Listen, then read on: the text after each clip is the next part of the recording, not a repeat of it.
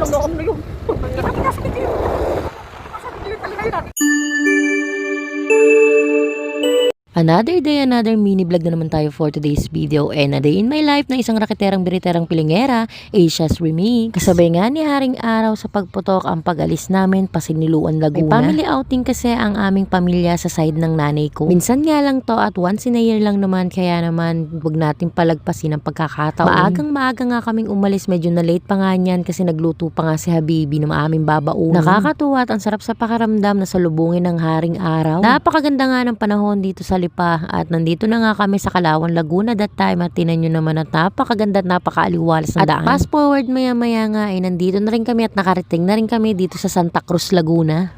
Magmula nga dito sa Santa Cruz hanggang Siniluan, Laguna ay 30 minutes ang biyahe pag nakamotor ka. Hindi ko lang talaga alam kung ilang oras ang kakainin mula Santa Cruz hanggang Siniluan, Laguna kung naka-jeep ka or commute ka. Pinagtataka nga lang namin ni Habibi bakit ganun lang makulimlim dito sa bandang Laguna na. Medyo nag-aalala na nga kami at baka nga kami abuti ng ulan kung kailan malapit na kami. Bakas pa nga ang ulan dito sa aming mga nadaanan. Hindi ko lang talaga alam bakit merong bayan na parte na umuulan at merong bayang hindi. Sa kabilang side ng ulap maliwanag at nasikat si Haring Araw, sa kabila ay makulimlim. Na samantalang dito sa Lipa kita nyo naman ang pagputok ni Haring Araw. At sadyang napakaganda ng panahon dito sa Lipa. Hindi ko lang talaga alam dito sa Laguna. At maya pa nga nandito na rin kami sa Lumban, Laguna. Medyo nakakapag-alala na lang talaga sobra that time kasi nga medyo nararamdaman ko na yung mga patak-patak na kaunti ng ulan. Kaya medyo pumapaspas-paspas na nga rin ng takbo itong si Habibi na sabi ko nga ay dahan-dahan lamang. Hindi na kasi kami nagko-commute, talaga nagtsatsaga kami na magmotor pa Siniluan dahil ang hirap namang mag-commute at magpupuno pa yung sasakyan namin. Ilang oras din ang bubunuin pag-commute dahil maghihintay pa ng pasahero. Maya nga ito nga ang sinasabing umulan na nga. Kaya naman magpatila muna kami dito sa gasolinahan at naghintay ng konting oras at hindi naman kami sobrang nagmamadali dahil maaga pa naman at aabot pa kami sa call time ng pamilya. At maya pa nga ay nandito na nga rin kami sa Siniluan at kita nyo naman dito sa Siniluan talagang walang bakat ng ulan at napakaganda nga ng kaulapan.